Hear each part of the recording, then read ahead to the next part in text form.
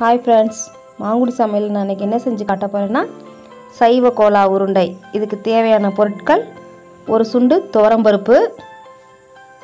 இது நம்ம இந்த குழம்பு செய்கிறதுக்கு முன்னாடி ஒரு மணி நேரத்துக்கு முன்னாடியே இதை நம்ம நல்லா தண்ணி வச்சு ஊற வச்சுக்கணும். இப்போ இதுக்கு தேவையான தேங்காய், முருங்கைக்கீரை, வெங்காயம், பூண்டு, இஞ்சி, புளிக்கரைசல் பார்த்துக்கோங்க. இப்போ முருங்கைக்கீரையை நல்லா உருவி அரிஞ்சு வச்சுருக்கேன். தேங்காயை சின்ன சின்ன பல்லாக நறுக்கி வச்சுருக்கேன். பாருங்கள், இது மாதிரி நறுக்கி வச்சுக்கோங்க. வெங்காயத்தை பொடியை அரிஞ்சு வச்சுக்கிறேன். 4 வரமிளகாய், இஞ்சி, பூண்டு. இப்போ இதான் இதுக்கு தேவையானது. நல்லா பருப்பு துவரம்பருப்பு நல்லா ஊறிடுச்சு. இப்போ இதை நல்லா நம்ம அரைச்சிக்க போகிறோம்.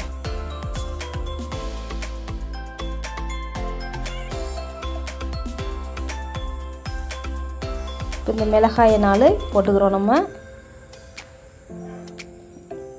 இப்போ இதன் கூட நம்ம உரித்து வச்சுருக்கிற அந்த வெங்காயம், இஞ்சி, பூண்டு இது ரெண்டையும் நம்ம சேர்த்துக்க போகிறோம். நல்லா அரைச்சாச்சு.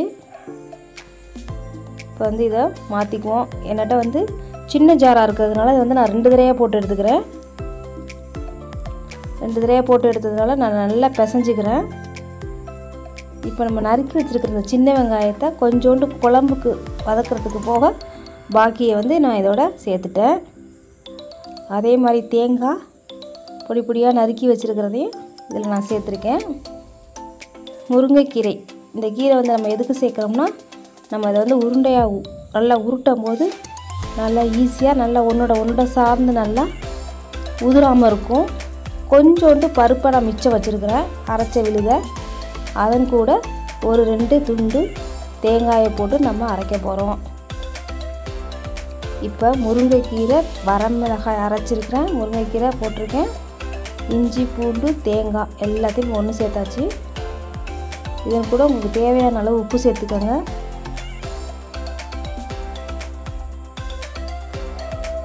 நல்லா உப்பு சேர்த்து பிசைஞ்சுக்கோங்க.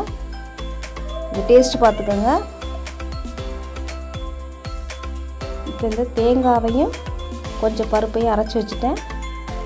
இதை நம்ம சின்ன சின்ன பாலாக உருட்டி நம்ம வேக வைக்க போகிறோம். இது ஒரு 10 நிமிஷம் வேகும். ஏன்னா நல்லா பருப்பு வேகணும், அதனால் ஒரு 10 நிமிஷம் கண்டிப்பாக வேக வைக்கணும்.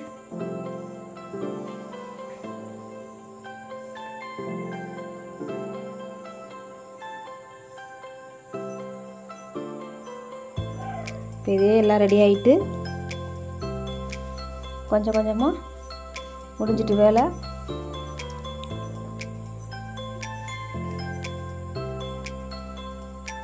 இதை நம்ம வெந்ததுமே தனிப்பட்ட முறையில் குழம்புலேயே சேர்க்காம சில பேர் சாப்பிடுவாங்க. அது ரொம்ப நல்லாயிருக்கும். இப்போ அது வெந்துக்கிட்டு இருக்கட்டும். இப்போ நம்ம அதுக்கு இடையில இதுக்கு தேவையான குழம்பை நம்ம தயாரிக்க போகிறோம். இப்போ நான் கடுகு தாளிக்கிறேன். இது புளிக்குழம்பு மாடல் தான், ஆனால் புளிக்குழம்புக்கு வெந்தயம் போடுங்க. இப்போ நான் இது கடுகும் வெங்காயமும் மட்டும் தான் சேர்க்குறேன். இது நல்லா வதங்கியதும் நம்ம எப்போதும் போல் புளிக்குழம்புக்கு எப்படி புளிக்கரைசல் ஊற்றுவோமோ அதே மாதிரி ஊற்றி மிளகாய் தூளை போட்டு கொதிக்க வைக்க போகிறேன்.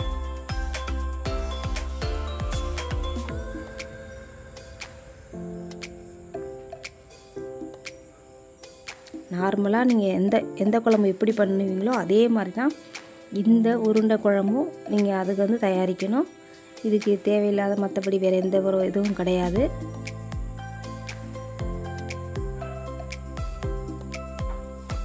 மிளகாய்த்தூள் சேர்த்துக்கோங்க. உங்களுக்கு திக்காக தேவை, அதனால் கொஞ்சம் சாம்பாருக்கு போடுற மாதிரி இல்லாமல் குழம்புக்கு எவ்வளோ நீங்கள் போடுவீங்களோ அதுக்கு தேவையான மிளகாய் பொடியை நீங்கள் போட்டுக்கோங்க. நம்ம வந்து உருண்டை பிடிக்கும் போது உப்பு சேர்த்துட்டோம். அதனால் குழம்புக்கு தேவையான உப்பு மட்டும் நீங்கள் போட்டு கொதிக்க விடணும். ப்ளஸ் உங்களுக்கு வந்து அந்த உருண்டை மூழ்கிற அளவுக்கு நீங்கள் குழம்பு வந்து தயார் பண்ணிக்கோங்க. கொஞ்சம் தண்ணியை ஊற்றி எவ்வளோ குழம்பு தயாரிக்க முடியுமோ அவ்வளோ தூரம் நீங்கள் தயாரிச்சுக்கோங்க. லேசாக நமக்கு வந்து உருண்டை வந்து வெந்துட்டு இன்னும் ஒரு 2 நிமிஷத்தில் நம்ம அதை போட போகிறோம். இப்போ இதுக்கு இடையில நம்ம அரைச்சி வச்சுருக்கிற அந்த பருப்பு ப்ளஸ் தேங்காய் விழுது, இது அந்த பருப்பு எதுக்கு கொஞ்சம் மிச்சம் வச்சுருந்தேன்னா குழம்பு வந்து திக்னஸ் கிடைக்கும். திக்னஸ் கிடைக்கிறதுக்காகத்தான் நான் வந்து அதை நம்ம வச்சுருக்குறோம். அதன் கூட தேங்காய் சேர்த்தா சுவையாக இருக்கும். இப்போ இது நல்லா கொதிக்கட்டும். குழம்பு கொதித்த குழம்புல வந்து அந்த உருண்டையை போட்டாலும் குழம்பு நல்லா திக்காக இருக்கும்.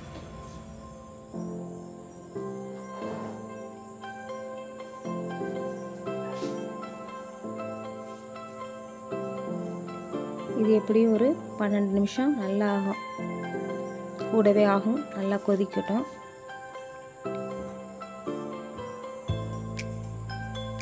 இப்போ வந்து உருண்டை வந்து நமக்கு தயாராகிட்டு, இதை வந்து இப்போ நம்ம தனித்தனியாக இப்போ வந்து இது வந்து ஒட்டியிருக்கும். நம்ம வந்து நெருக்கமாக வச்சதுனால ஒன்றோட ஒன்று நல்லா ஒட்டியிருக்கும். அதை நம்ம வந்து தனித்தனியாக எடுத்து நம்ம அதை கூட சேர்க்க போகிறோம்.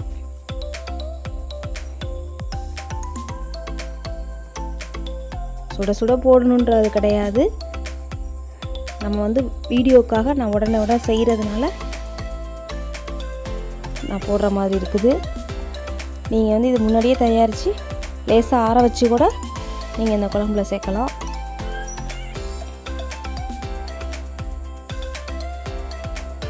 நல்லா அந்த இஞ்சி பூண்டு வாசத்தோடு ரொம்ப நல்லாயிருக்கு உருண்டையோட வாசம். நீங்கள் பெருஞ்சீரகம் வந்து விருப்பப்படுற நீங்கள் வந்து இதை கூட பெருஞ்சீரகத்தையும் சேர்த்து அரைச்சிக்கலாம்.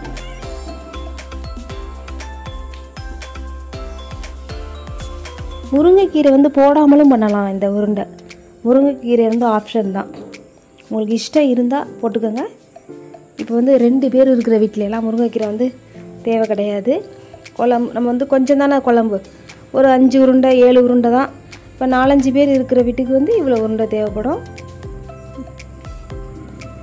இப்போ எல்லா உருண்டையும் தனித்தனியாக்கி நம்ம வந்து இந்த குழம்புல போட்டுட்டோம்.